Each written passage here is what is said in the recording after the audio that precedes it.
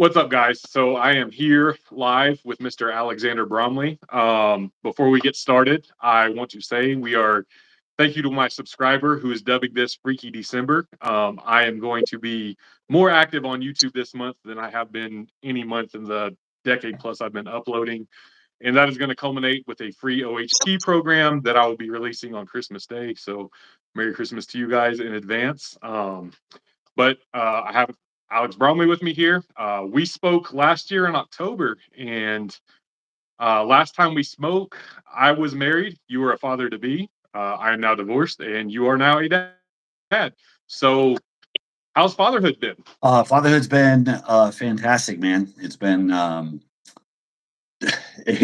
huge adjustment, right? Everybody tries to warn you, but nobody really can. But man, it's been everything I was hoping it would be. I just look at everything different, look at the world different. He's in this state right now where he's 10 months. So he's just turned into this really like thoughtful, attentive sponge that like takes everything in, and he just got to the point where he can crawl and like stand up on things. So I joke that like that's how he shows dominance. He goes over to the chair and he stands up on it. He's like, all right, I got that. And then he goes over to the fireplace and he stands up on it. And he's like, okay, I own you now. But it's been great. I mean, it's like all the trials and the humps you have to get over are more than worth it. And eventually you get to this kind of cruising altitude that I think we just got to now. So it's like life is kind of starting to get back to normal. How's his sleep schedule? So, okay, I think it's good, but Laura has kind of been tasked with being the one that wakes up. Initially, we had split schedules, which is the best piece of advice we ever took, where I covered like 4 hours and then she covered 4 hours and then we would sleep in between. But that allowed us to get this like stretch of sleep no matter how much he woke up. And we did that for a couple months and then we phased off of it because she stays home now because thankfully I do well enough with my clickbaity drama baiting YouTube channel to generate enough that she gets to stay home. Very fortunate that that was the case. I mean, she had a stressful job as a social worker. She was very good at it. She's probably going to go back to that eventually. But to spend the first year with him at home was a blessing. But that was just kind of how things worked out. It's like I got to be able to write and create. It's like your job right now is him. And anyway, so we're kind of transitioning to me taking more of an active role. But thankfully, he's sleeping through the night mostly, probably wakes up once or twice.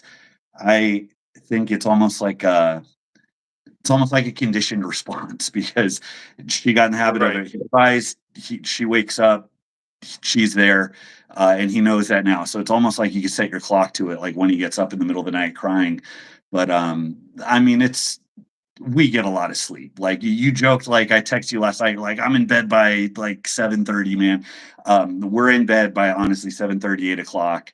I might get up at 5. I might sleep until 7. It depends. So we're getting enough sleep, I think, but she might disagree. She might say, fuck you, we're getting enough sleep. But yeah, I think it's going okay. I think it could be a lot worse. That's awesome. That's one of the biggest things I try to tell future parents, new parents, like just consistency. Schedules may vary, of course, but if you can be at least consistent with it and know what's coming. And like I said, to this day, I do. We go to bed at 7:30. My son's 10 now. He has his own little social life and his friends and stuff. But we've always stayed consistent with his bedtimes, and it's never been an issue. He goes, I'm separated now. I have custody of him. He's with me almost 24/7. Um, so we go to the gym before I drop him off at school. Waking him up at 4, 5 in the morning, non-issue. If I let him sleep in, 10 after 6, 15 after 6, Wow. on his sleep-in days, and it's just always been that structure. And of course, like he does jujitsu 4 times a week. When he's at the gym with me, like he does train. We've added gradually more and more structure to it as we went along, but it's still mostly very much play. But yeah, just that consistency is key, and as long as you carry that, it'll keep going. His jujitsu coach jokes with me. He wants to get me in there training, and I said, Well, Coach D, if you did like a 5 a.m. class or something, I'd be in. But the adult class goes till 8 o'clock, and I am not messing with my son's bedtime. Like as long as he's gonna go to bed at 7:30 without a fight, we're gonna go to bed at 7:30 without a fight, and I'm not changing that for nothing. Yeah, and it's funny how that all kind of falls together when you have shit to do. Like I remember the period in my life where I thought I had to sleep until 8 or 9 to like be refreshed, and it's when I was being a degenerate, didn't have a lot on the schedule, but it's like, oh, I absolutely have to do X, Y, Z tomorrow. You always start by getting up when you have to get up, not by trying to go to sleep early when you're trying to make that life change. So you get up when you're supposed to, you do the day, then you're tired at the end of the day. And it's like, oh, I have no earthly reason to be up later than, when the sun goes down, and it all kind of falls together. And we just fell into that, right? Like that's the schedule we're on now. And it works and it coincides with what he's doing. And I mean, I'm hoping we can keep that structure up. It's like, shit in one hand and wish in the other. But Right. I mean, given the way that our structure of our day to day is falling together, I'm pretty hopeful we can. But I think as long as he's busy and he's exhausted from doing the things he's supposed to be doing, I'm pretty hopeful. Right. So let me ask you the nuts and bolts of it aside, because I think everybody understands that when you become a parent, like schedules and things of that nature are certainly going to change. How has it changed like your internal motivation, if any? I know it was big for me, just and it was like a switch flipped almost immediately. Yeah, my motivation is high, and I find myself contemplating a lot now about not just his future in like college, but like immediately, how can I kind of steadily unburden us and create more support and provide the things I want to be able to provide. I mean, we're looking at we came to Texas to have him specifically because we couldn't afford IVF in California. So it's like we got that. There's San Antonio is great for a lot of reasons.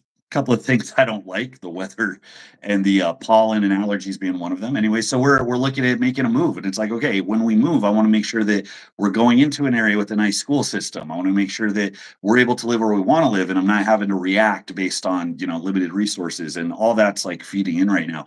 Now I've kind of been on that for a while. Although I would say before we even started to plan to have him.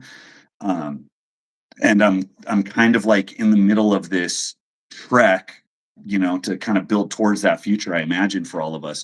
So the motivation's definitely there, but now it's like strategizing. It's like, okay, how do I work that around this baby that needs constant attention and is always at risk at deleting itself, and we're always trying to juggle um who's watching him and when, and thankfully we're falling into that very nicely. I mean, well, now it looks that way. I'm sure a couple months ago I wouldn't have felt the same way. There was a bit of an obstacle there, but now it's like, okay, there's no excuse. There are things I can get done while I'm watching him, or it's like there are ways I can plan. When your whole gimmick is writing or creating content, you lead yourself to believe, well, I can only work when things are perfect, and shit is never perfect. You have to sit down and get done what you're supposed to do. So the motive right now, it's like the motivation for me is to find better systems to be as productive as I can, knowing that we're you know we have to be able to work on this level, me and his mom. But we were just talking today, man. I'm super super fortunate that we have this setup where she stays home. I mean, she read some, it was some edgy quote somebody made about like single moms or something, whatever, and we ended up on that topic. And it's like I could only imagine us being together if she had to go back to work 6 weeks after. And then I'm like, shit, I can only imagine if one of us were a single parent and we were trying to do this on our own. So when we get to that level, we very much kind of we count our blessings because we there's a lot of them. Right. That's Dante's mother was a stay-at-home mom for the first 3 years of his life, and then she got kind of anxious to get back to work, and when you get a little bit older, a little bit more independent, it's easier for us dads at that point. And then now I am pretty much the sole provider, single parenting it, and she has her issues, and so he's with me almost all the time. And at 10 years old, he's very independent, and I can honestly get him to help me with a lot of things now. And I again grateful for my situation.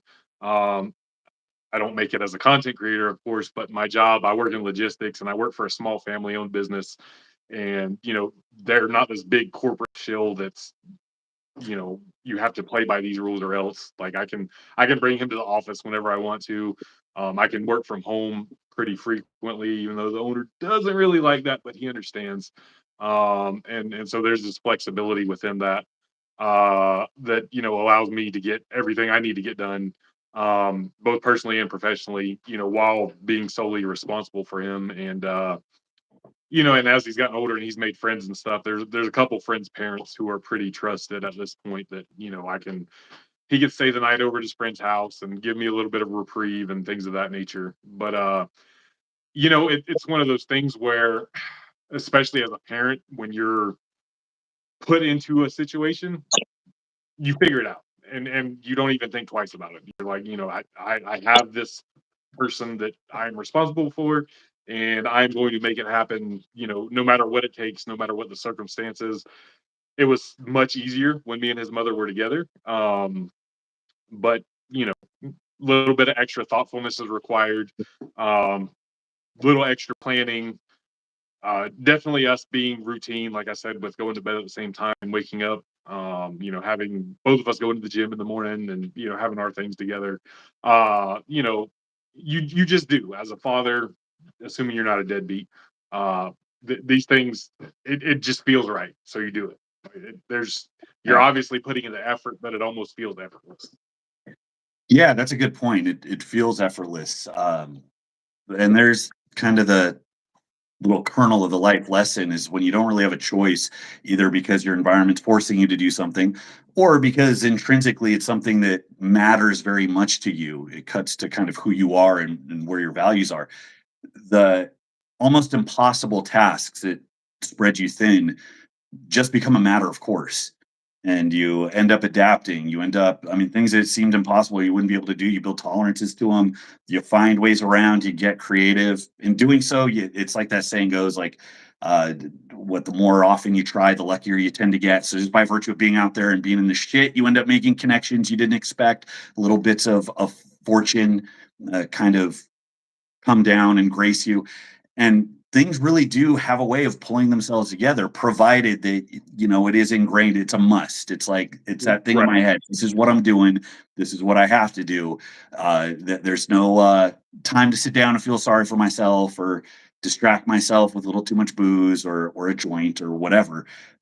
As long as you're oriented that way, things very much do have a way of sorting themselves out. And I couldn't imagine what would be more true of that than parenthood. It's like you have this thing. I mean, for me, I joke. It's kind of half joking.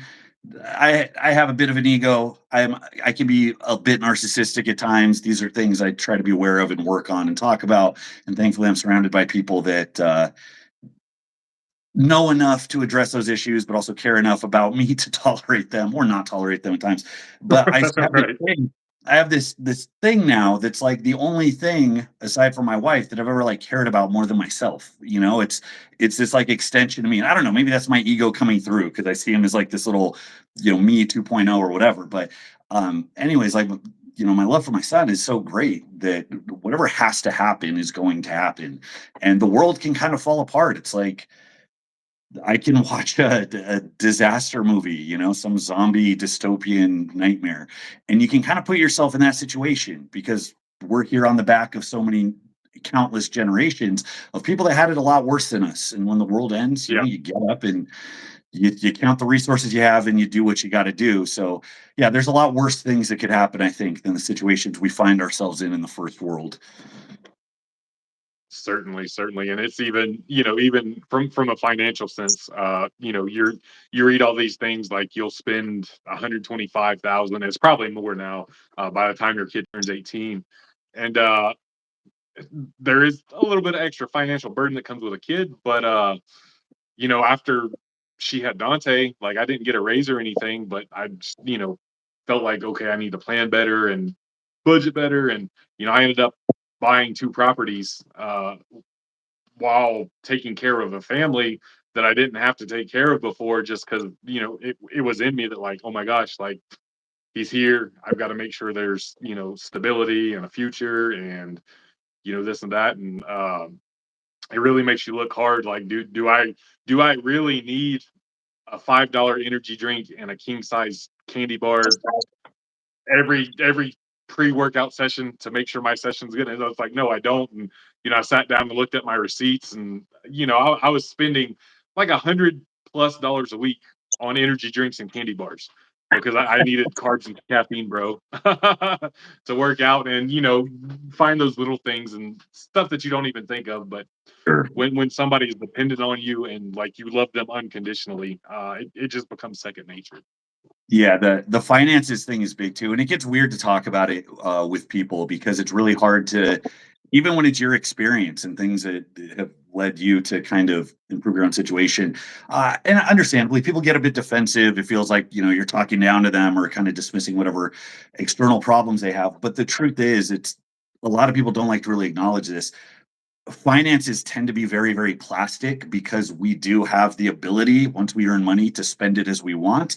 And human beings, just as I've dealt with this, I'm sure you've dealt with this, just by virtue of being a human being, we don't have a good statistical mind. Our brain is not a great statistical engine. It's a very shitty pattern recognition machine made to live in a hostile environment where we can find food and not get killed.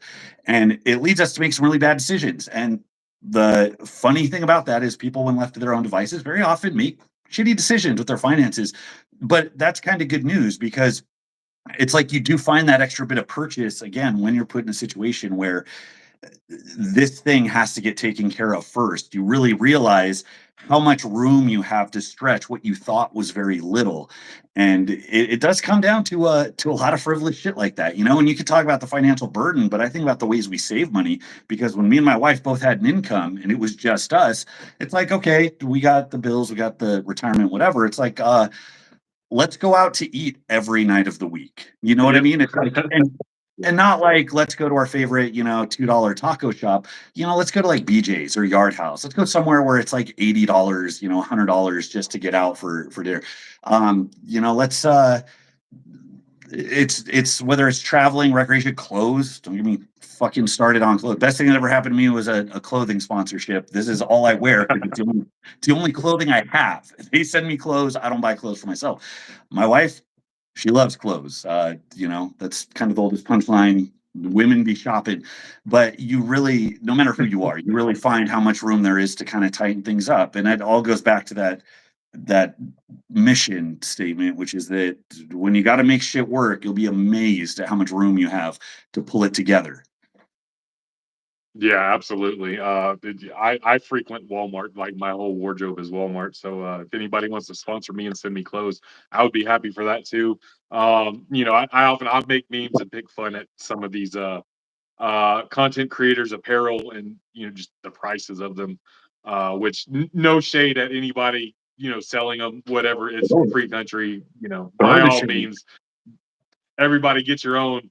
But I think a lot of people's priorities, like when I see these 18 and 19-year-olds buying $60 t-shirts, I'm just like, oh.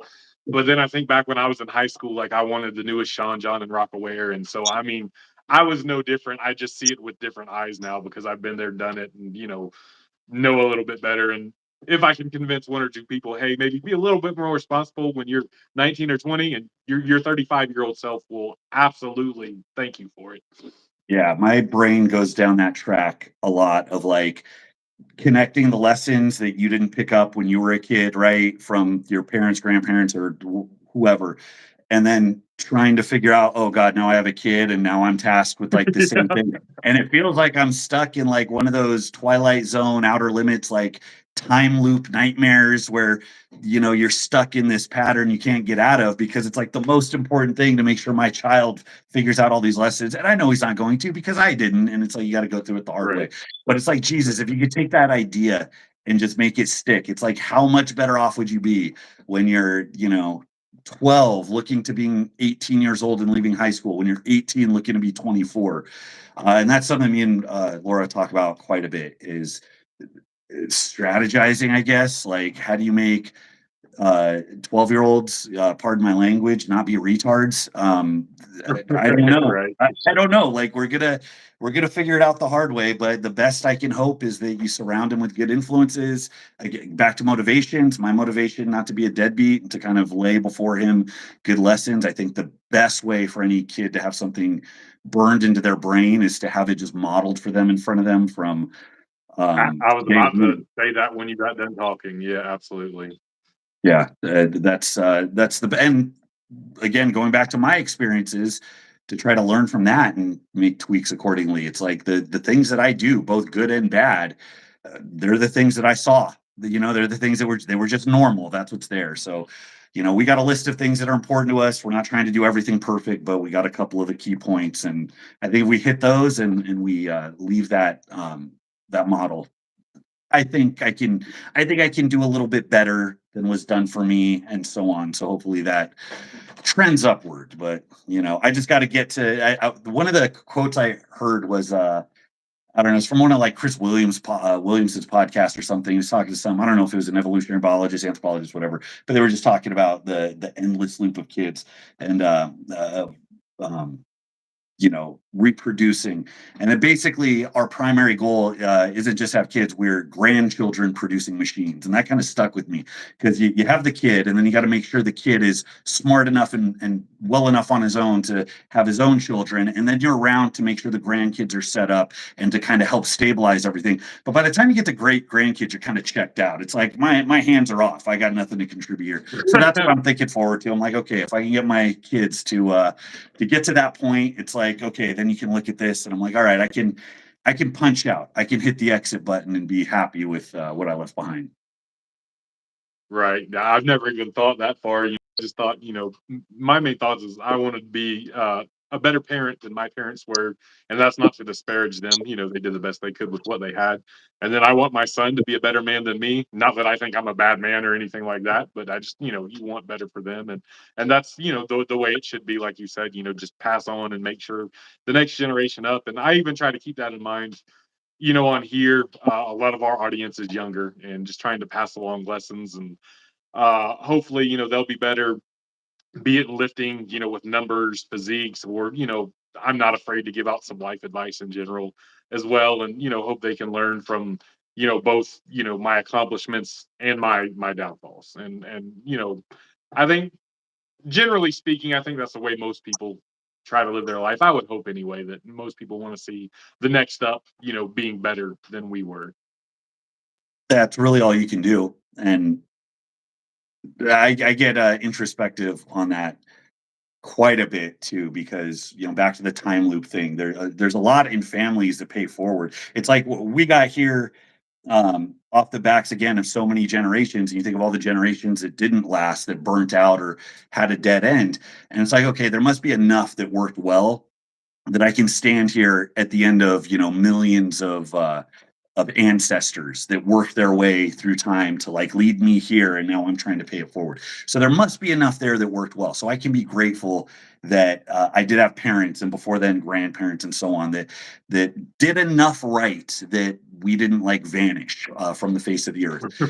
But at the same time, everything's changing. The world changes, things are new, social dynamics are different. And also, a lot of the shit that pays forward is dysfunction. It's a lot of trash that you would be better off if kind of hold off the lint roller that is your family's history.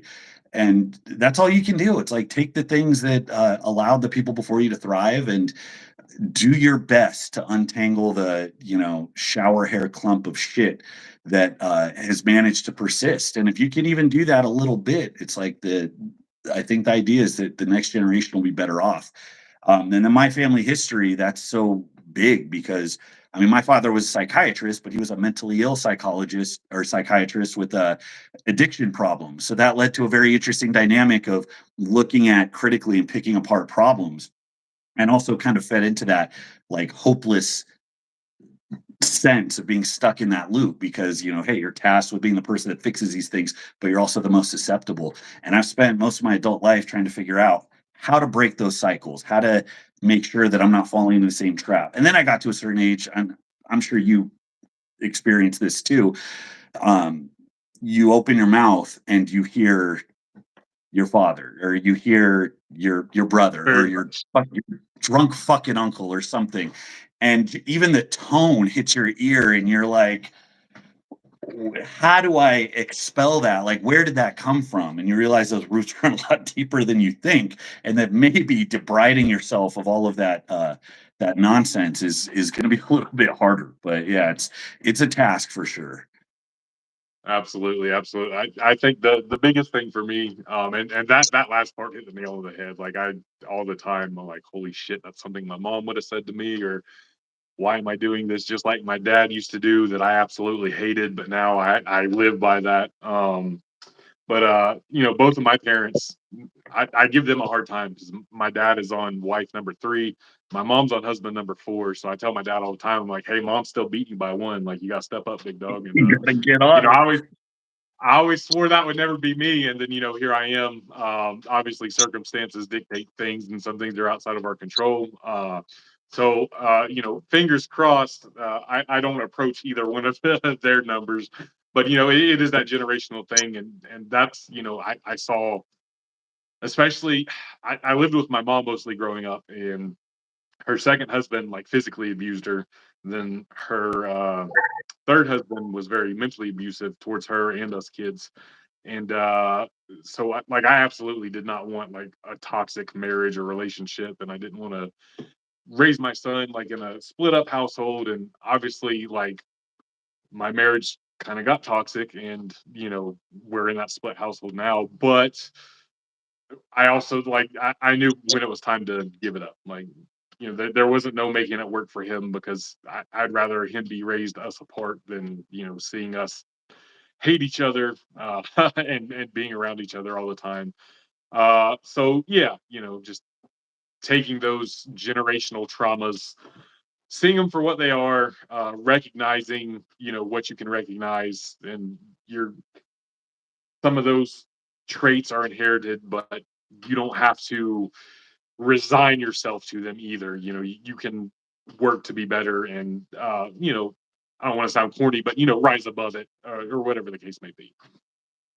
Yeah, there's degrees, right? Everything in life is a trolley problem, some philosophical clusterfuck where there is no right answer. There's no answer that leaves everybody unscathed. So you have to do a damage assessment, right? And it's like relationships, that's the hardest thing because you're so invested, where it might seem the best thing to do is stay with somebody you're attached to, where in reality that dysfunction never really gets fixed and you just chew up your whole life and everybody around you.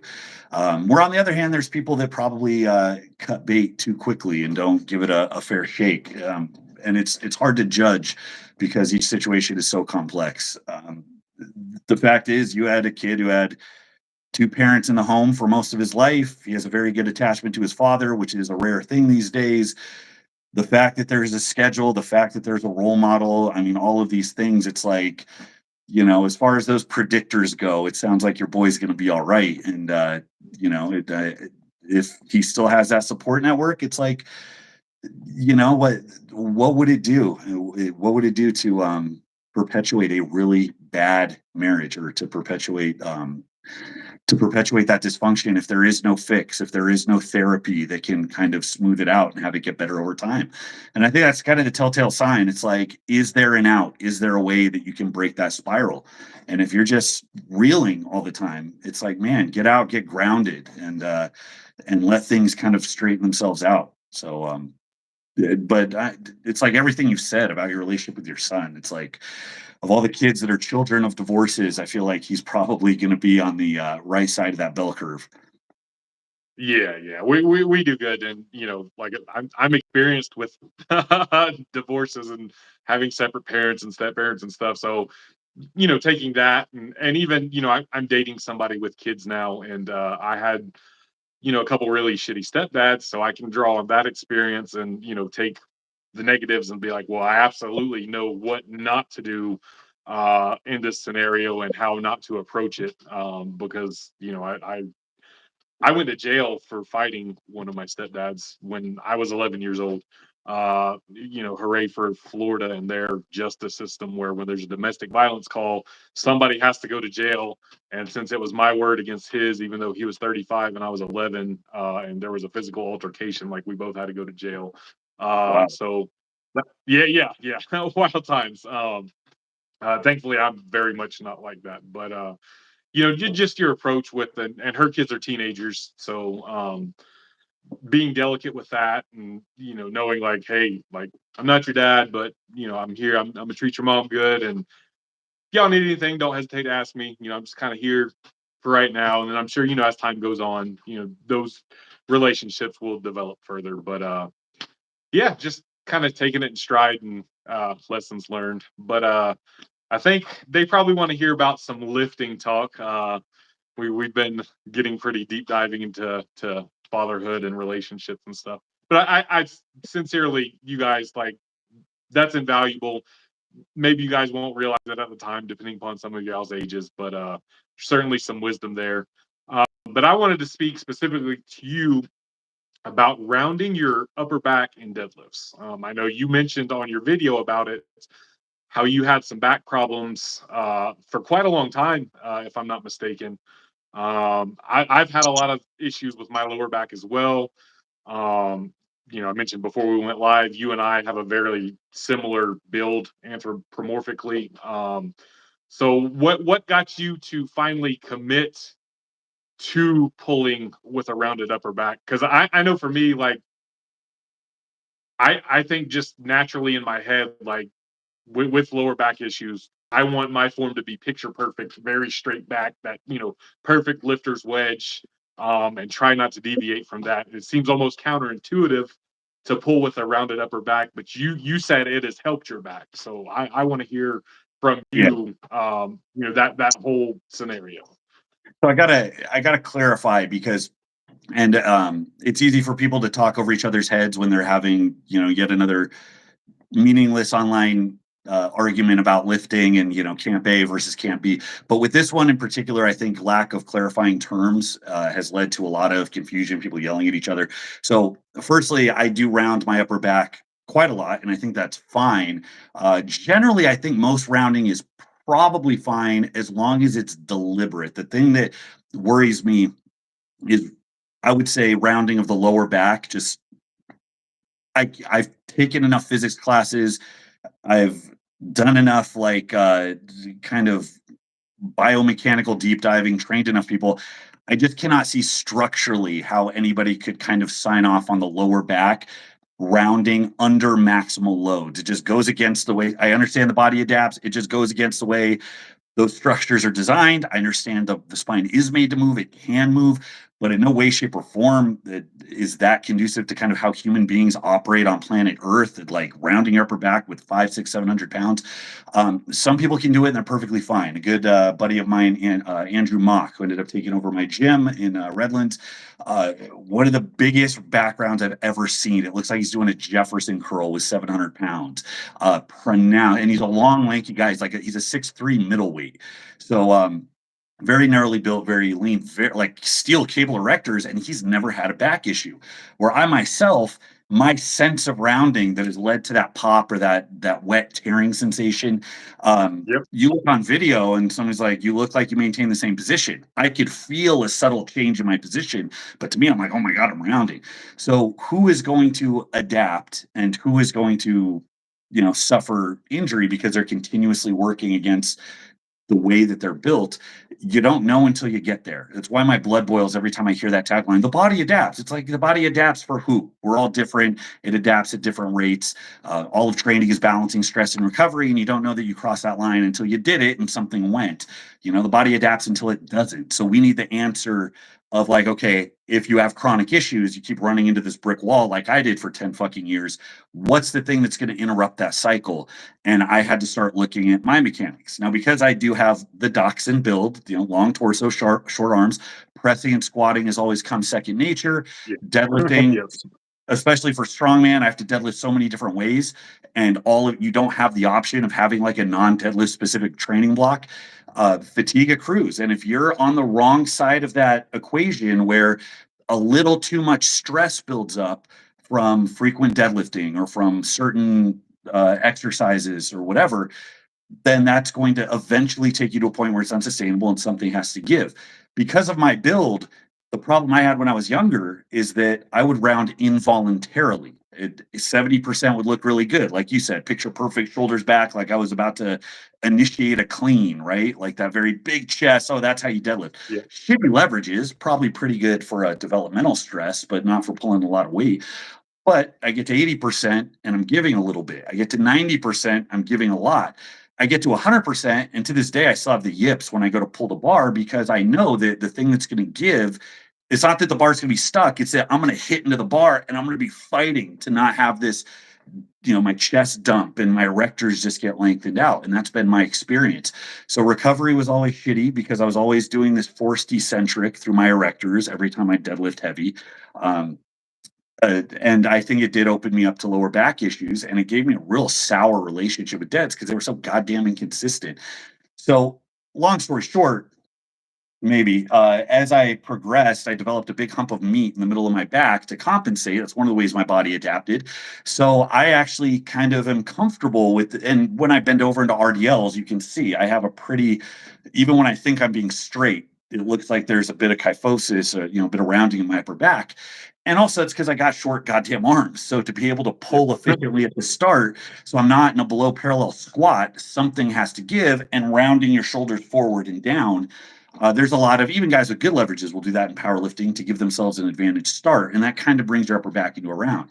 So that was always kind of natural. I actually have room to round my upper back quite a bit more, and I've played around with that. But there's going to be a big adaptation period to that because when I go into a big upper back round, I can feel how like, oh, the rest of my body is not reinforced to be able to handle this. Like I'm gonna fuck myself up if I try to do this right now. But I could absolutely see how if I leaned into that for a few more months, I could probably improve my leverages a bit more. And so I look like that guy that's the mutant with long legs and the short torso on Instagram that deadlifts like 6 times his body weight. Like I could turn myself into that.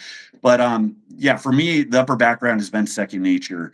It's been doing that while bracing everything else because that I don't know if I can even do this right. The hinge that you want with your hips, Nope. that gets compromised when your spine is no longer a rigid lever arm, but when it starts rounding and doing this wet noodle shit. And that fucks your efficiency, that fucks your lockout.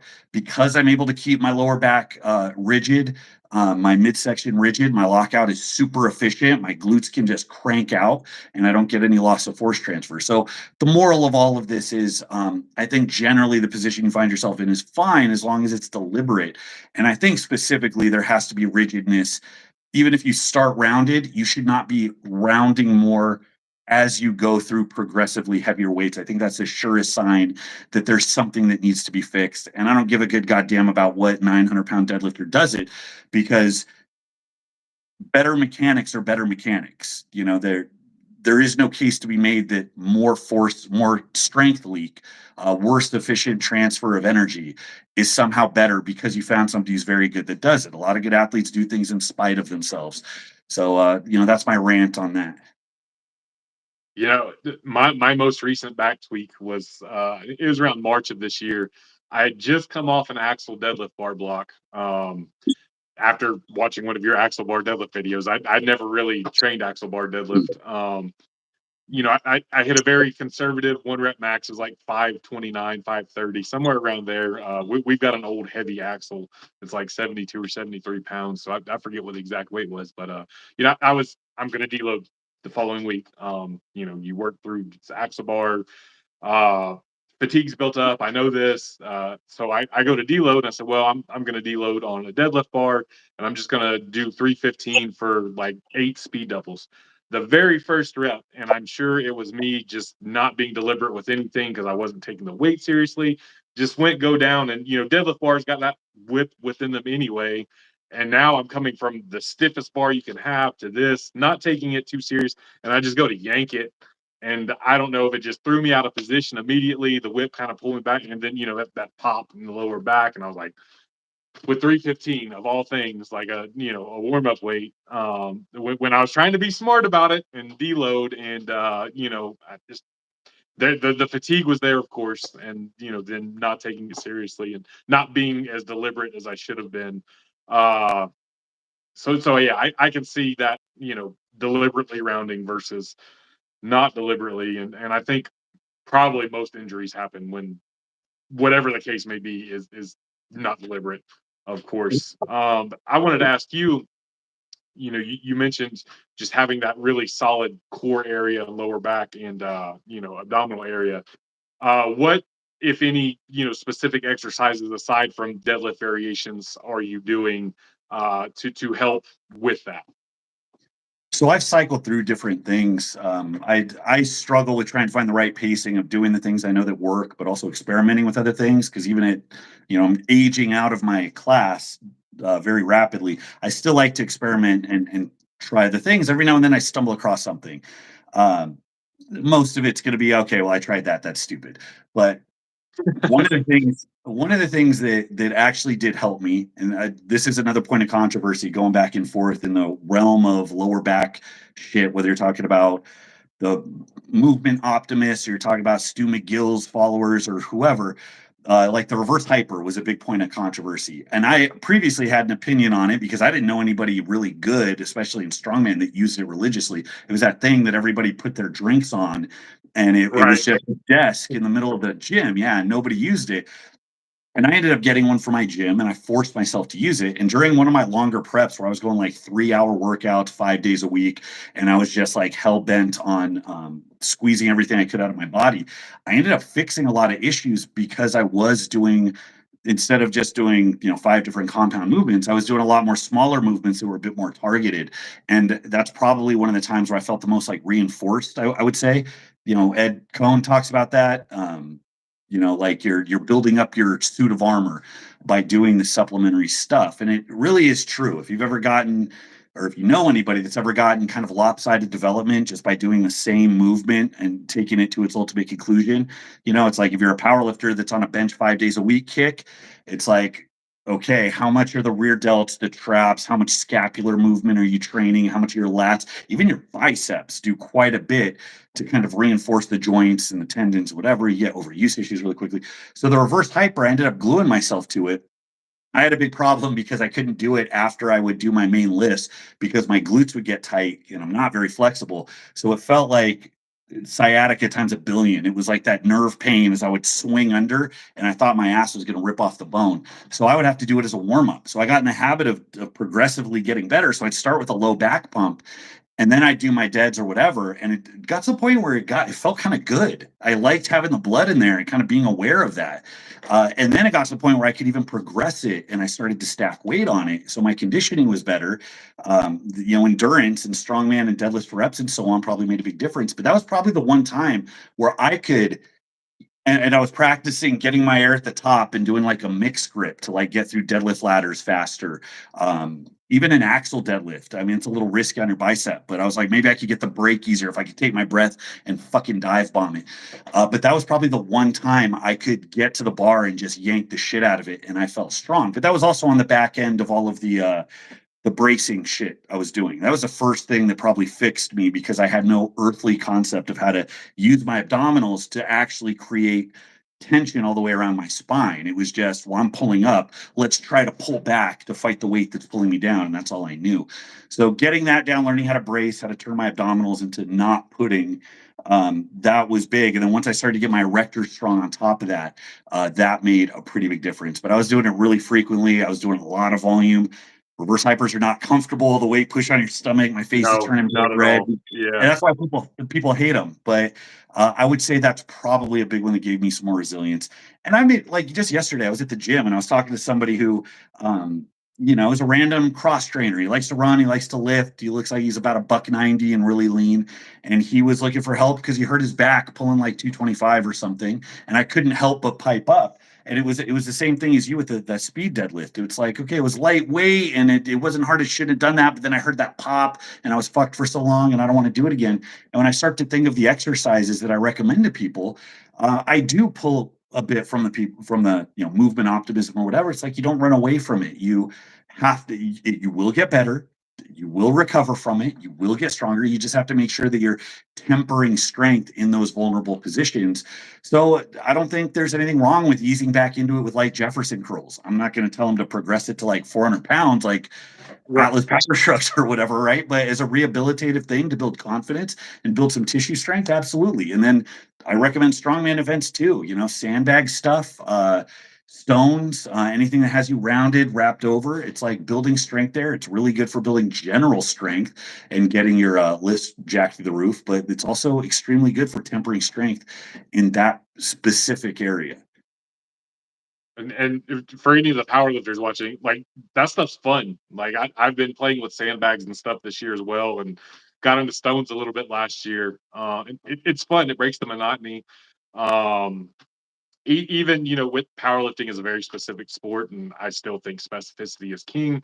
When you're training for a sport, of course, but after a meet or something, you got a month or two, you don't really need to be super serious about your big three for a little bit anyway. Do something fun, and you'll probably discover something within that, just seeking out fun training that will complement your powerlifting and will put weight on the bar, if indirectly, with that. I You mentioned bracing, and that's something like a lot of people will say, and I'll see in a lot of like Facebook lifting groups. Everybody, somebody will say, "Hey, I need a form check, please," and oh, your brace is shit. Oh, your brace is shit. But nobody tells them how to brace. They just say your brace is shit. So, what cues or exercises have helped you with learning how to brace? So now I'm not going to say that this is the end all be all, but this is how I came to understand it. It made sense to me. I heard some very intelligent lifters and professionals who I respect repeat it, and it seemed to coincide with exactly how I was experiencing my issues. So this is what I repeat. Again, is it the end all be all? Almost certainly not. But it's like the saying goes, all models are wrong. Some are useful. I find this one to be useful.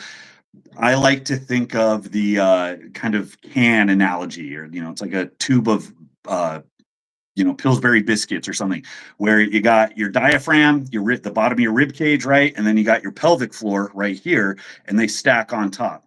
Now, if you're looking at somebody from the side, and I used to do pretty nifty drawings of these when back in my whiteboard days. But the idea is if your ribs are flared, your ribs flare up, like if you're excessively arched, those lines point away. So it's like denting the can. That's the way to think of it. So the saying is, don't bust your biscuits or whatever. Similarly, if you have that anterior pelvic tilt, it does the same thing. And then if you're rounded too much, it does the other thing. It pulls everything down. So I always started, or initially I started with positioning. Okay, do I know what a good efficient position is?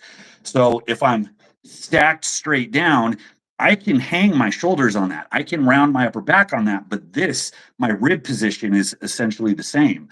Um, Starting with that position required me, because I spent so many years trying to overarch to compensate for my back issues, because I thought, hey, Yep, that's what you're supposed to do, which turned out to me be too. Yeah. one.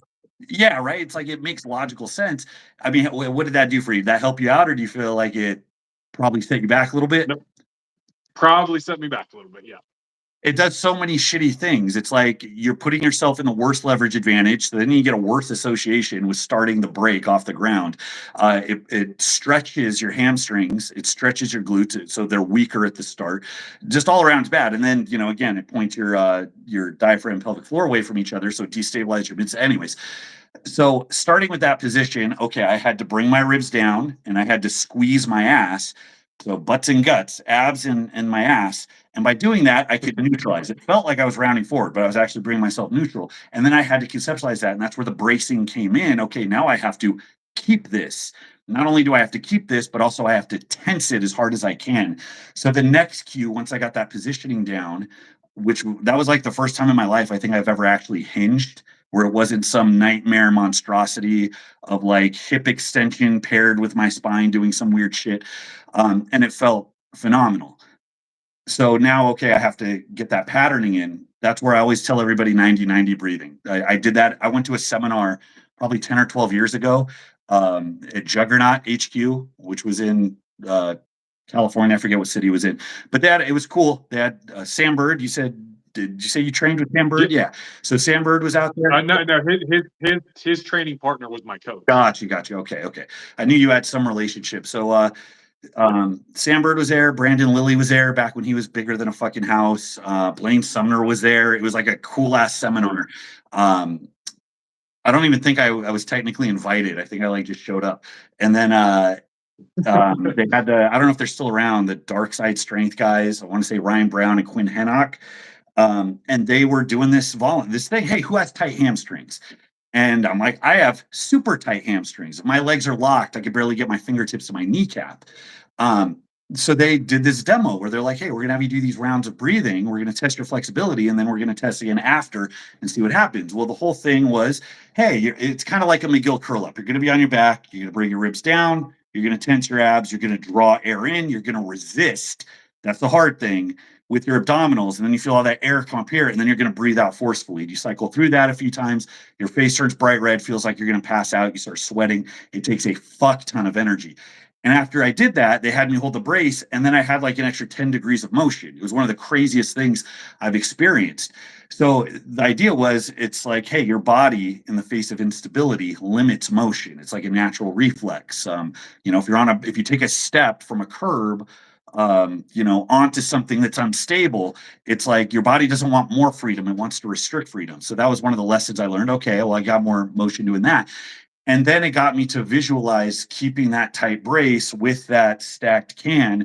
Um, and now it's just visualizing like I'm a briefcase. Like I talk about clipping your obliques down, like your lats into your obliques. You clip them down like a briefcase. Now you got your ribs down. Okay, your abs are tense, like you're going to take a cannonball to the gut. Once it's there, you practice doing that. So the positioning comes first, then you practice the duration. Once you get the duration down, then you can start loading. That's all something McGill preaches. And that's how I conceptualize the brace. So once I do that, I can do that with a belt. I can do that at the bottom of a stone load. I can do that at the start of my deadlift. I can do it kind of on the fly when I'm doing other movements in strongman where I'm running around like an idiot. And I have found that, well, first of all, my deadlift has trended up over the last 6, 8 years. And I broke the cycle of back injuries. I've had some minor tweaks, but I didn't have that. Oh, I had a monstrous injury every 5 months, like clockwork. So yeah, when I'm looking at, it's hard to know if somebody's brace is shit. You were talking about people looking at lifters saying, "Hey, your brace is shit." It's hard to know online because the brace is just the cue. It's how you're intending to set up. Right. But if somebody's getting pulled out of position, it could be the weight's too heavy. So it's hard to know, but that's what I think about the positioning and then making everything set around it.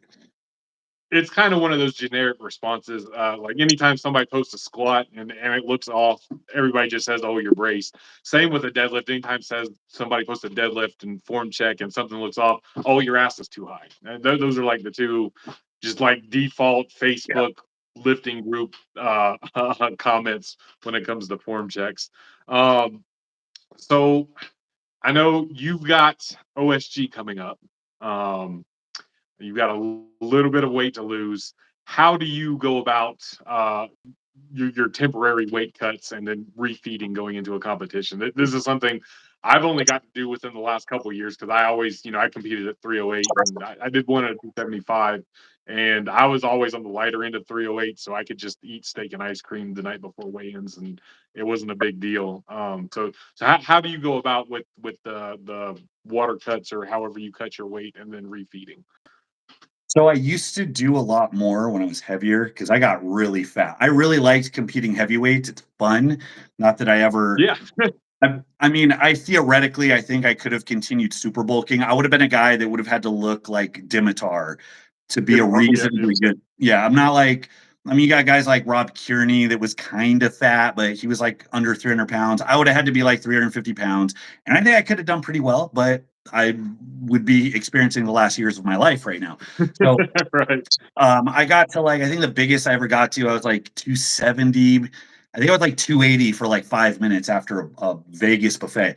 But 265 was where I hovered for a long time, where I would go either way. So I could add 5 or 6 pounds if I was going heavyweight, or I could do a big ass cut to go middleweight. And it didn't help that I was like 30% fucking body fat because that's how reckless I handled my shit at the time. So now I'm a bit lighter. I got my diet straightened out. I had my last 2 years of not competing, being off gear, crash test levels, feeling sorry for myself. I got anybody who's followed me over the last 2 years. go a few years before that. And there's quite a big physical transformation. So I let myself go. So now I'm coming back, got my diet straight now. I'm a dad now. Like I got a kid. I'm on turning a new leaf. We're responsible. We handle the important shit. So I'm handling my diet. I did Justin Harris's carb cycling, which I recommend if you have no financial affiliation, but it was just so easy and super comprehensive. So I love giving him a shout out because I was really responsible for my transformation this year. So I'm hovering about 251, 252 in the mornings right now. I was 266 at my biggest cut. Um, this is a relatively easy cut. So I don't do the water loading. Um, that's viable. I made a video on it some time ago, but it's kind of a trade off. I talked to some guys. It's like, okay, do you want to do like an extra round of sweating or two, or do you want to drink water for 5 days so you're pissing every 15 minutes? It's like, yeah, it'll get some weight off, but it's like you can get that weight off somewhere else. So I defer to getting it off the day of. Really, I start with dieting, cleaning up my diet, so I'm getting body fat down up till about a week But, out. but, That's but right. before you continue, middleweight and strongman is 231. That's right. Okay, 231. okay. I just want to make sure. Yep, yep. Yeah. So right now I'm about 20 pounds out, 19, 20 pounds out. So I'll start dieting. The biggest driver of motivation for my diet is the fear of a bad cut because I've never missed a cut, but I've had bad cuts. It terrifies me. So I'm too old to do that shit again. So, okay, month out, I'm dieting, I'm getting my shit straightened out, I'm eating like a bodybuilder, and I'll see my body fat come down pretty regularly as I'm going through my peak. I did really good earlier this year. I got down to like 247 around the holidays. Not so well. I'm a little heavy right now. But that brings us to today. I'm not losing any body fat between now and weigh-in. So now it's all water oriented. So yesterday I cut out carbohydrates. I just moved straight to a keto. It's meat, eggs, and cheese, and like mayonnaise. That's all I eat really for like 5 days. I don't track anything. What my calories are doesn't really matter this close to the contest. I'm just making sure I'm satiated and I'm recovered so I can focus on actually recovering and going through my prep. But that usually is good for anywhere from like 5 to 8 pounds. After about 4 or 5 days of that, of just cutting out carbs altogether. A couple days out, I'll cut out salt. So I'll ditch like the bacon and the sausage and everything.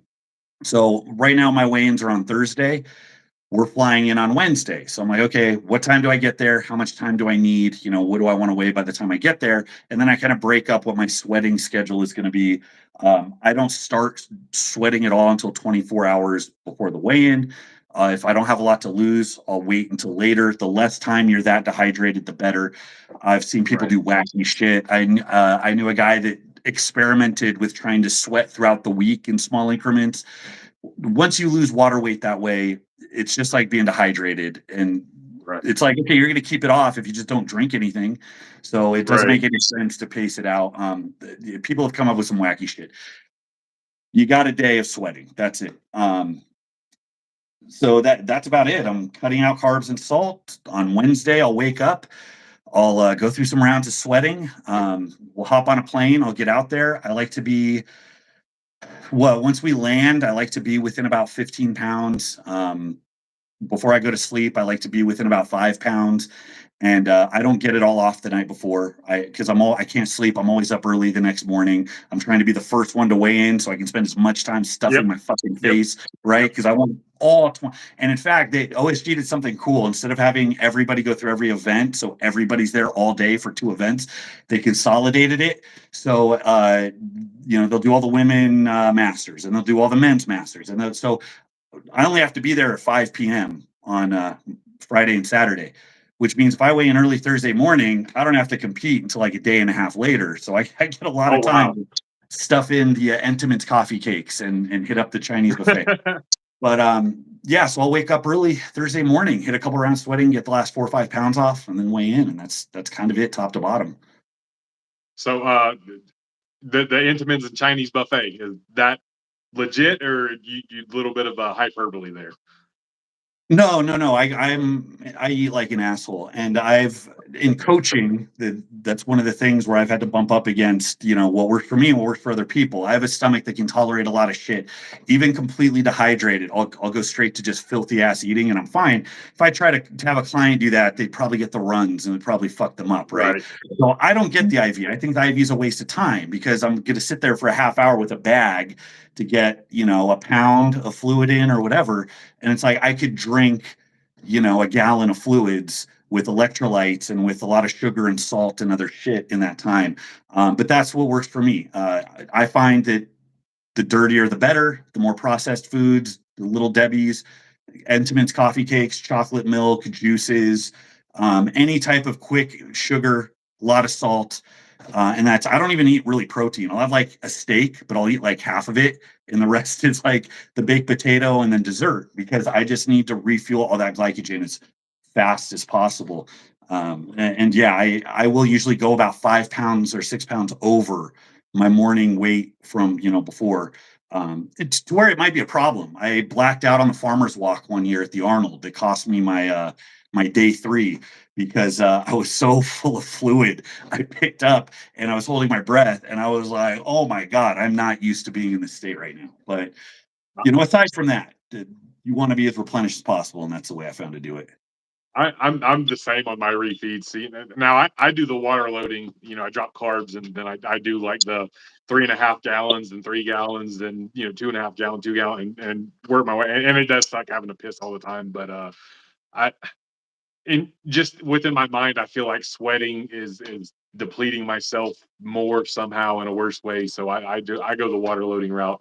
But on my One refeeds, thing like, and I talked about it with Sam on the last one of these that me and him did. I'm saying, I take a liquid concoction with me. It's like half of it's Pedialyte, and there's some water, some cranberry juice, some honey, and like a liquid IV, and I shake it up. And I go to weigh-ins an hour early and try to sweet talk the meat director and to let me go ahead and weigh in. Like, hey, dog, I got to get back to work. Can you weigh me in? Whatever. And it works. So I do that. I drink that on my way to McDonald's. And then this time I got 2 McGriddles, 6 hash browns, 4 apple pies, and a pumpkin spice latte. And that's my theory of sodium carbs. And I know there's the famous conversation with J.M. Blakely and Dave Tate, and J.M. Blakely saying, with the McDonald's food, you can just press your tongue up to the roof of your mouth and it'll disintegrate. And it's pretty well like that. And you can just get a whole lot of calories in the form of carbohydrates, a whole lot of sodium in, and it doesn't take up a lot of stomach space. And it leaves you room for more fluids and more sodium and more carbs. And I weighed in, I was like 216.8 when I weighed in Friday morning before my meet.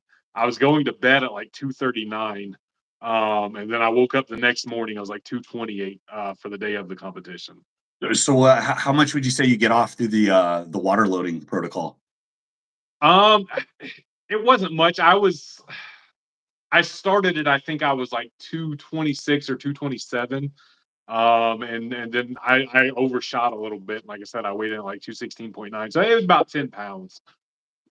That's And pretty good. That's pretty good. I've had yeah, it and it was just water loading and then dropping carbs like 4 or 5 days out, and then sodium, a couple days out. And I'd even like the night before, like I knew I'd be on. So what I do is I'd grab, and I picked this up from Derek Wilcox. He says that if you're under the night before, obviously just whatever food volume, whatever it weighs with you standing on the scale is what weight it's going to add to you. So he would suggest something like potato chips or Doritos or rice cakes that's very light but pretty calorically dense and with a lot of sodium, and just go ahead and eating it the night before, and just maybe wetting your mouth and spitting the water out so you can get it down. And then that way, the carbs and sodium are already sitting in your system after you weigh in to absorb whatever then you're going to start drinking and give yourself a little bit of a head start. that was one And of the I biggest don't know how much things. growth science that is, but Derek's got a PhD. He's really smart, so I tend to just listen when he says something and do it. Well, even if it doesn't work that way, it's still like your mentality of being able to eat something when you're in that state, Right, especially on a right. big cut. Because I used to fast. I didn't even process it. I was like, I shouldn't be taking in things while I'm trying to lose. So I'd go 24 hours and not eat or drink. And I got to kind of enjoy it because I got in gamer mode. It was like some weird David Right. Goggins type ritual, right? Yep. But it was, especially when cuts got difficult, it was one of the dumbest ways to go about it because if I'm losing 20 pounds of fluid, what is 8 ounces of food, nutrients, fluids, whatever? And I started talking to the other guys that would do that too. And it's like they would do that. They'd weigh out their food and their drinks for the day. And then it's like, okay, I get to trickle this throughout the day.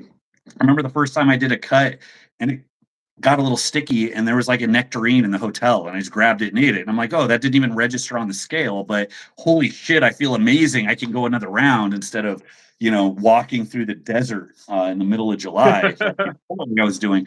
But to your point about sweating being difficult, that's a key point because if you're going to get a lot of the fluid off by sweating, you have to do it intelligently. And people do it all kinds of ways. You'll have the guys that wrestled in high school that are like, oh, you just put plastics on and go do 5 hours of Yep. road work and it'll come right off. And that's how I did it in the beginning because I didn't know any better. Thankfully for me, again, this is something that works for me and not everybody else. I have a pretty good motor. I don't know where that comes from. I don't know if it's predisposition, playing sports, high rep squatting. I'm gonna say it's from high rep squatting. Um, Go to your 20 reppers; they're good for you. But I can suffer through a weight cut, through a lot of weird shit, and I'm no worse for wear on contest day. My first bad weight cut, we flew out to Milwaukee, and it was like 10 hours before weigh-ins, I was like 14 pounds over. And all I had were trash bags and the treadmill and the cycle in the hotel room or the hotel workout room. And I literally did like 6 hours of cardio just to get it off. Um, it was something stupid. Like I ran 6 miles, I cycled like 30 miles. Um, and I ended up getting it off. And I remember I was a little fatigued, but it didn't impact my performance the next day. And since then, I've gotten better just psychologically. I don't want to go into this contest feeling any fatigue, but I know that I can push it. But generally, I'll do, a half hour of walking and running is around, gets about 2.5 pounds off in plastics. I'll do that 4 or 5 times as part of my cut just to break up the monotony. So some of it's in a hot bath. Uh, Physically, you don't have to do anything, but it feels like a medieval torture device. So Right. psychologically, it's very draining, right? But it gets weight off quick. Um, Whereas if I'm like in a sauna blanket, I like that because I can lay down, so I don't have to actually sit up, so I can do that longer. So I'll bounce around, but I do a lot of cardio, and that actually saved my ass. One year I did go to the Arnold because our hotel shut down the sauna and the weight room, so I couldn't use anything, and all I had was the stairs. So I had to go out the fire exit, and I climbed 500 flights of stairs. It was up 10. It was up 10, down. That was one round. I did 10 and I did that like 5 times. Um, and my legs were heavy, man. It sucked, but that was the only way I had to get off the weight. So that type of planning is important. It can be very draining if you're not used to it, but thankfully there are a lot of good avenues you can do. But if you are going to weight cut, I would strongly advise not to do it that way. That's a meathead way that I did it Right. and still do it sometimes. But they're much more faster and I would say more sparing methods of getting the weight off than that. Yeah, absolutely. I could see a power lifter doing something like that, and then the next day the Instagram post, sorry for everybody I let down. Wasn't the meat I wanted. Yeah. That nobody really actually cares, bro. But yeah, I think Sam had a question for you. Yeah. Have you been able to preserve your front rack as your upper pressing power shoulder development has climbed back up? Um, yes and no. I would say I've never really preserved my front rack as my press has gotten better over the years. I can think back to when I did used to do my front squats in a full Olympic front rack, and I could I had a really gnarly push press just technically for that reason because I was so efficient. And then as I got bigger, the elbows dropped, the hands got higher, and then I mean I have videos where I have one. I don't even look that big in this video, but I'm push pressing like 365 and the bar is like up by my mouth. Like I physically had a hard time pulling it down because I would get so tight through my front delts. It's a hard muscle to stretch, right? There's like not a lot that really stretches it out, and I did zero stretching at the time, so that's what happened. This year, I did spend a lot more time trying to clean it up because I'm trying to avoid overuse issues. I have a torn labrum right now, which is really great timing, and I think it's from overuse on the log, in addition to kind of shitty mobility. Because if you're relying on the tissue being tight to hold position, I feel like that's I mean, it's effective. Powerlifters do that, getting tension, Right. mechanical tension. But if really you're just relying on your tissue not being able to move past a certain point, that's probably a recipe for injury or overuse bullshit over time. And I've experienced plenty of that. So I was doing a lot of hanging. My lats and my rotation are terrible. So that's the culprit. So I've been doing a lot of hangs for time. Uh, it's good grip work. It's good for shoulder health. It's good for stretching the shit out of your lats. So that has helped a little bit. And I've been doing some rotation stretches to try, it's still not very good, but to try to improve my external rotation because I really do kind of crank my elbows up and in when I'm under the log. So it's not as bad as it's been in the past, but it's certainly not good. I mean, I look at guys like Camby when he was running roughshod over the middle weights, setting all the press records. And I think of like how much better my numbers would be if I could accommodate that position. But it's a chore, man, to try to build up the mass and the strength while being supple and able to accommodate these other positions.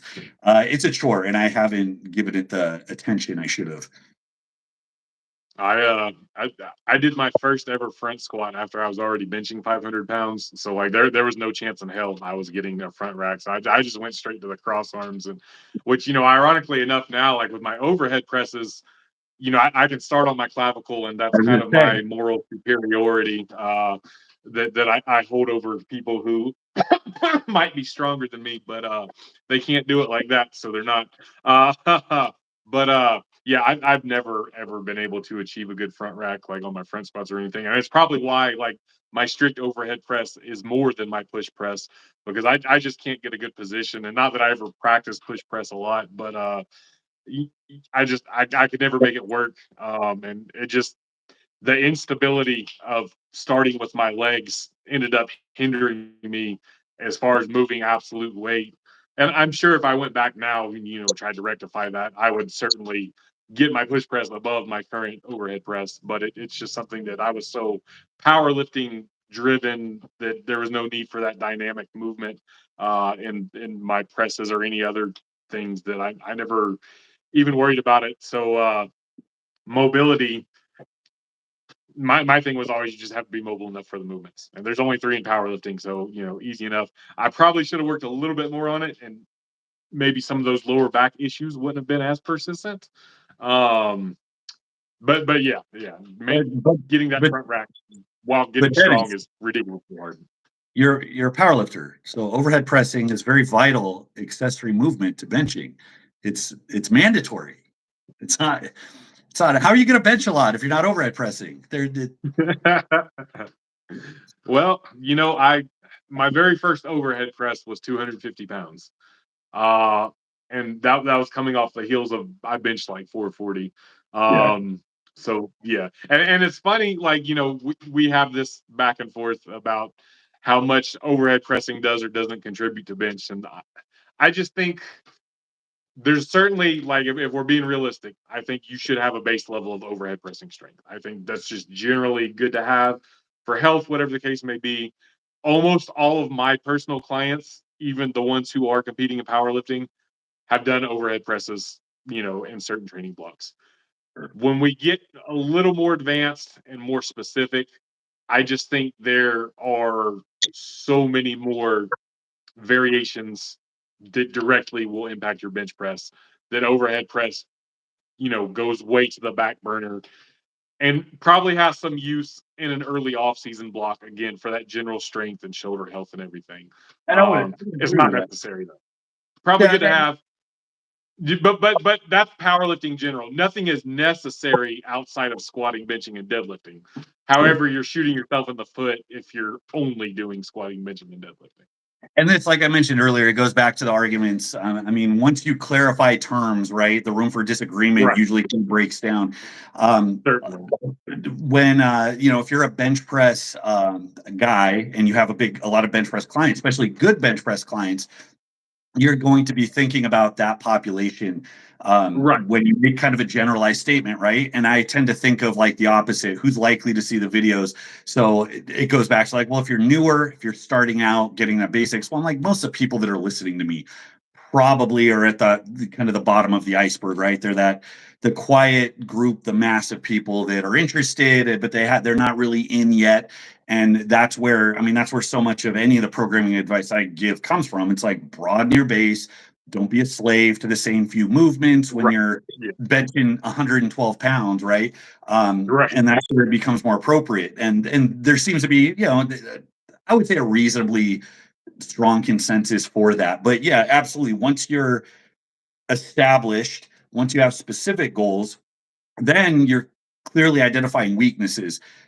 And that would only be the other group that I recommend, or that I would even bring it up for, is people that have, and I think some people, not all, a lot of guys get strong front delts from benching, but I think there's a good amount of people that decent benchers, but their shoulder pressing ability kind of sucks. And I'm like, okay, well, if that's kind of lopsided, maybe. But even then, it's like, okay, it's overhead pressing for how taxing it is, for how it's going to take away from your bench ability. Is it better Right. than raises, front raises with a barbell or something? So there's room for that. But that's when it just, by that point, you're already talking to the individual, and it's going to be personalized anyways. But I mean, I basically agree with that sentiment. I just, and you're in the business of YouTubing. I have fun with it, but still, want to be clickbaity sometimes. And controversy gets views and gets people watching and gets people talking. And I like to tell people, and you seem to be more or less the same, that YouTube, I'm not faking it, but it's more a caricature of who I really am. Like Freaky D is a caricature of Yeah, Dennis Arnold. It's just me, just magnified a little bit more. with the pec bouncing at the That's yeah, right. that's Yeah. you don't do that in real life. You walk into the bank, like, "What's up? What's up?" Um, I should start doing that.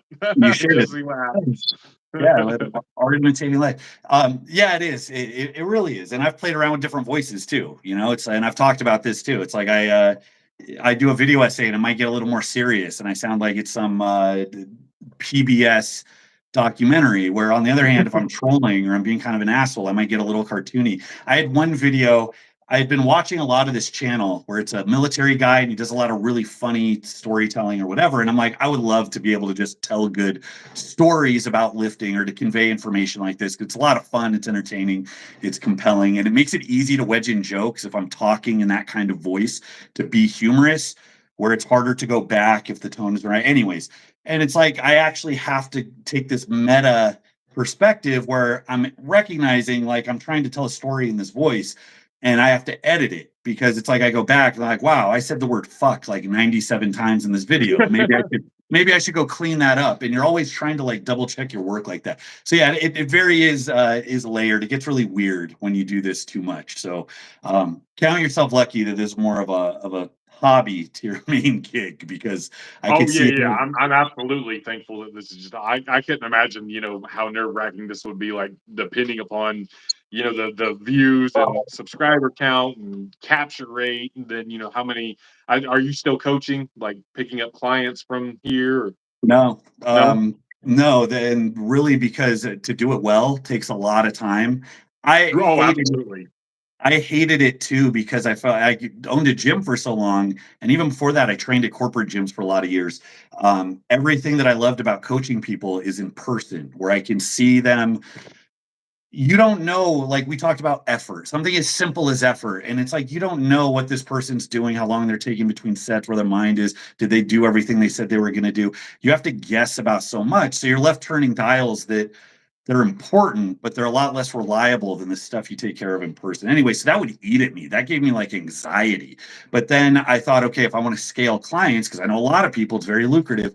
If I want to scale clients and still do this, I have to streamline it. And then you're basically, it's like I'll sell a template. At that point, it's a template with me emailing you Right. every week, right? So, for my conscience, and then also just to not be riddled with anxiety over this worst version of coaching that I couldn't do the way I wanted to. But yeah, it's Right. like I got to spend time on content. That's what I do. Anything that eats away at that, it has to go on the back burner. Funny story, you mentioned about, like, coaching virtually, and, it's one of those things. It takes time to build a rapport with people, and I've got some long-term clients now, and it's great. We communicate well, and they're more or less friends at this point that I'm prescribing training and critiquing and stuff. But my very first client, and this was this is probably back in like 2014 or something. This is back when you did like $75 for 12 weeks was the YouTube rate. But as a guy who actually went to my gym, but we trained at different times. And so I had him starting on like just a basic 5x5.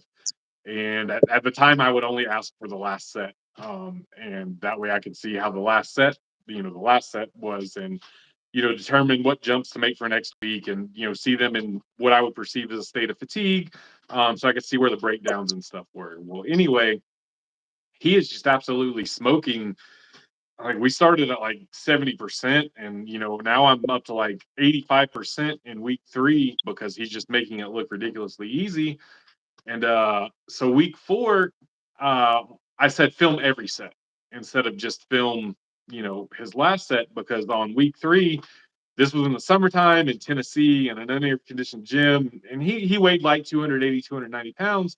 And on his last set of deadlifts, like, there's not a drop of sweat on his shirt. So like my spidey senses were tingling.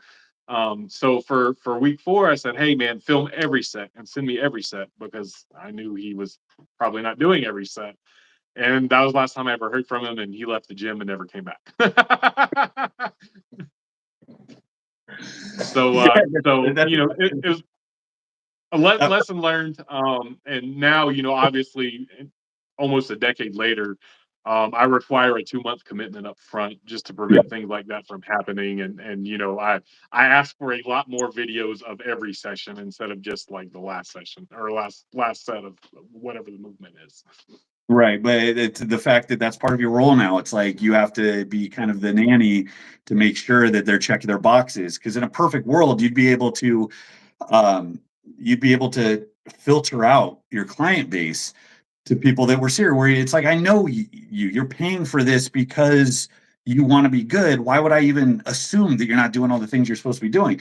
But the reason that coaching is so financially viable is because there are so many people willing to do it, which means you're not likely to get a lot of I would say quality clients or people that are very, very focused. And then I like that in the beginning. I'm like, well, maybe I can take people and encourage them. That could be part of what I do. I can, help them out, give them the tips, whatever. But also there's a psychological aspect. We can build habits, we can grow together.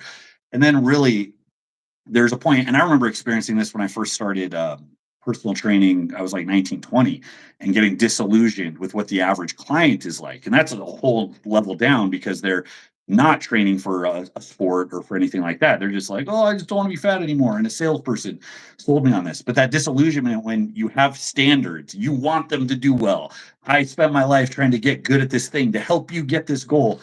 And there's a certain chunk of people that just aren't going to take it seriously or not do what they need to do. And it's like it's hard to balance that where I have to care enough to be good at what I do, but I have to not care enough to handle that presence without getting disillusioned. It can be hard, and it's never made me miss the gym I had more because everybody was there because they wanted to, and the environment checked itself. It's like everybody that didn't want to work hard would end up working hard just by the contagion of effort. And it is a different thing, but yeah, it's a very hard psychology to balance when you're in the remote coaching space. Yeah, and of course, I keep my numbers limited because it's not my primary job, of course. So, thankfully, my day job allows me some free time most days, unless shit hits the fan, like logistics and trucking. It kind of runs itself for the most part. So, in an 8-hour workday, I probably have 2 hours of work, but I just have to be present in case shit does hit the fan. Um, so I get some free time at work, and I'm in front of a computer screen, so it helps. But I still, I got to keep client number capped, because I don't want to spread myself too thin with, my own training, my job, my son, et cetera, and being able to actually provide value to my clients. Because at this point, I've got 4 that have been with me a year or longer, and they take their training pretty serious. And I prescribe rest times and everything depending upon what phase we're in, and it's pretty easy to tell that they're adhering to it based on, how their sets look when they send it to me and things of that nature. So it takes, like anything, it takes practice. Um, you're going to suck at it at first, no matter how smart you are, no matter how well trained you are. Education, not education, being elite at the sport, how long you've been competing, coaching, whatever.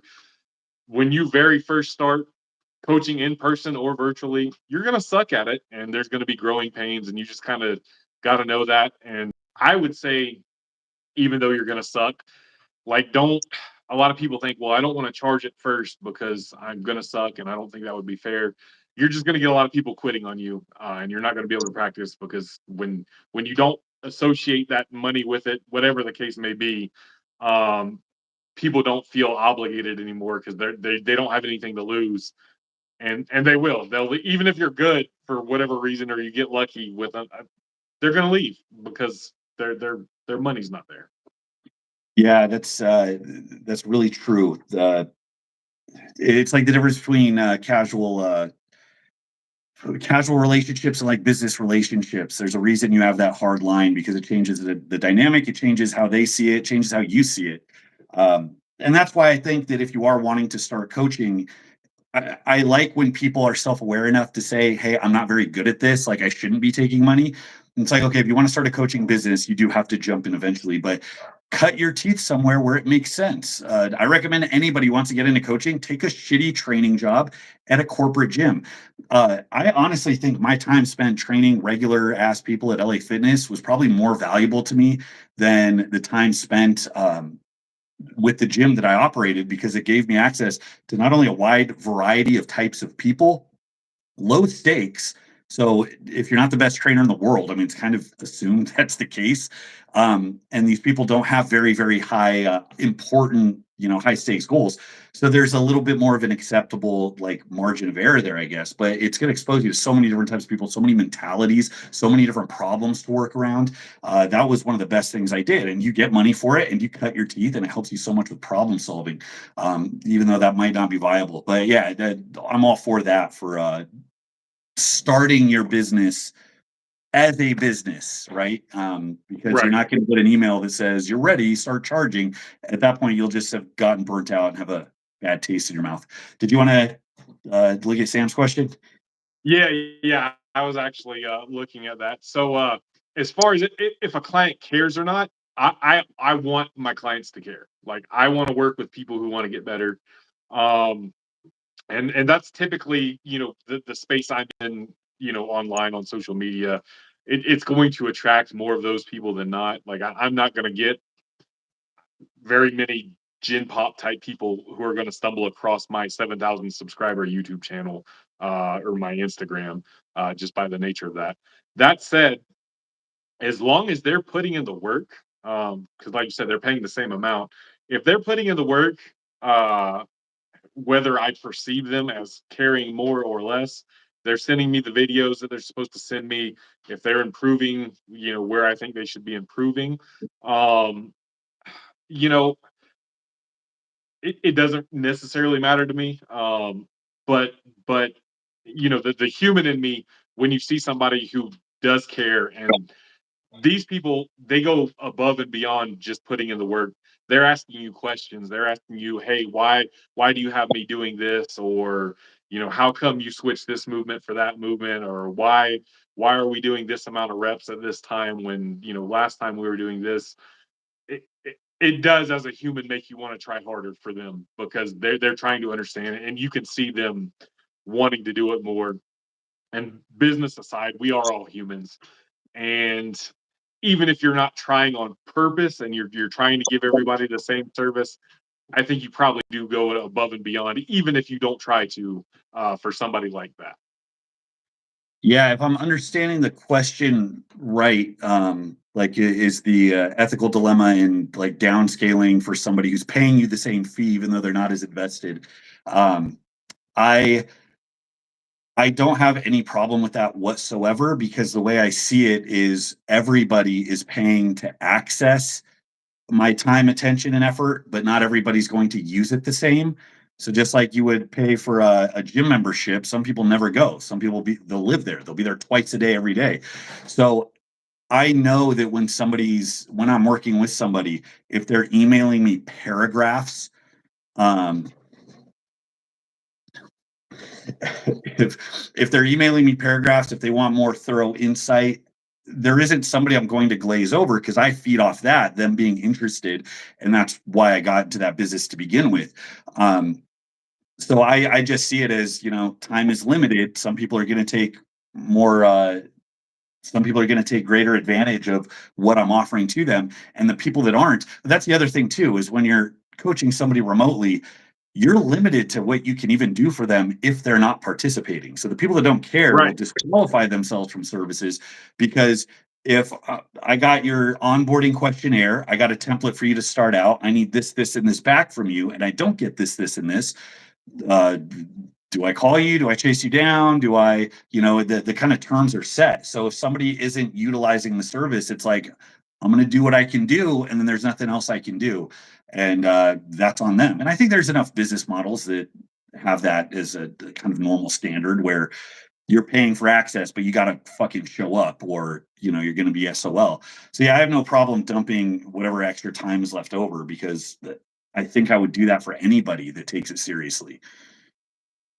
Yeah, yeah, I agree there 100%. And like you said, it's especially online. You made a great point there that it's kind of up to the client to make sure they're taking full advantage of whatever services are offered. Because I've got one kid in Germany, I've got a guy in Northern Ireland, and it's you can't be there in person, so they've got to take advantage of that line of communication, which is something I pride myself on. I think that sets me apart from some others. Is I'm not just we've all seen the people copy pasting templates and sending over, and then that's that. Just send me this and this back. Like I'm always down to talk. Like I tell them, like it's not 24/7 access because I got to sleep and I have a life, but I do. I promise or guarantee, in my services that I'll respond within 24 hours. And oftentimes, like if I get downtime, we'll be there shooting the shit, training or, other things outside of training. But again, it's, up to them for the most part to initiate. Cause I don't, spend my whole life thinking about, my 5 clients that I have, when I do have so much more going on. So yeah, that's a great point there in terms of the virtual being a different beast than in person. And something else with the virtual too, it's hard to get ahead of things sometimes because it's all reactive. Like they're sending you videos and you're going to see, critique, and react, and then it's up to them to implement them the next training session. Whereas in person you're seeing it in real time and you might notice something off in the warm-ups. Hey, move your right finger over half an inch, and fix whatever problem they had or perceived imbalances before it even starts to happen, because you're there to see it. Or you can touch their oblique and say, hey man, activate this, turn it on. Um, whereas virtually you're not seeing all their warm up sets. Maybe there's some coaches who are saying, "Hey, send me every set from your first warm up to your last, and send them immediately." But I don't want my clients sitting there in between every set, sending me things over and over, because that kind of mentally is going to get you out of the game. Even when my clients are competing and they're overseas, obviously I can't be there to be with them competing, and I'll tell them like, "Look, I'll send them like a 10-page game plan. Say, hey, here's what your opener's going to be. If you miss it, retake it. If you miss it for a technicality and it moves well, maybe make this jump, etc." And then, all these different scenarios played out. But I tell them, like, I'm going to be by hovering my phone, but don't send me videos between attempts. Like, do your 3 squat attempts and then send me videos of all 3 of your squat attempts, because I don't want you mentally, worried about me when you should be worried about your lifts at the time. Yeah. Yeah. It's the thing they're paying for. I saw that. Uh, it says, I love you so much. I love you too, Sam, for arguing, or sorry, for raging about people being pedantic about the word activate. Shit winds me up so much. And the people I hear it from, that it's like that's their hill to die on. Like they have some idea that's being argued of like they're taking the gluteal amnesia or whatever literally. And yeah, that was a big that was a big point of frustration for me to rail on. I don't know if we want to go down that road, but um, that's going back to the ab shit. I was talking about bracing. I didn't know how to do it. Doesn't mean like there was some neurological condition I had. It's like we cue things in lifting. You can do a movement, you can do it better, or you can do it worse. It's like that in every sport. If I want you to do it better, I'm going to have you do shit to create that proprioception. It's why it exists. Anyways, not to derail the conversation. No, you know what? I honestly, I think that's a good ending point before we get way lost in the weeds. So I appreciate you taking time out of your day to come here and shoot the shit with me. Anything you want to plug or any last words you want to give to the people out here? Yeah, just my YouTube channel. I'm constantly adding to the lore of programming advice and internet shit talking as much as I can. And then if you want to head over to my website, basestrength.com, it's where you got access to my books, Base Strength AI app. If you do need any help with having some real time feedback with your lifting, very proud of how that came out. And that's it, man. Thanks for having me. I had a great time. I appreciate it, guys. We love you, Sam. See ya.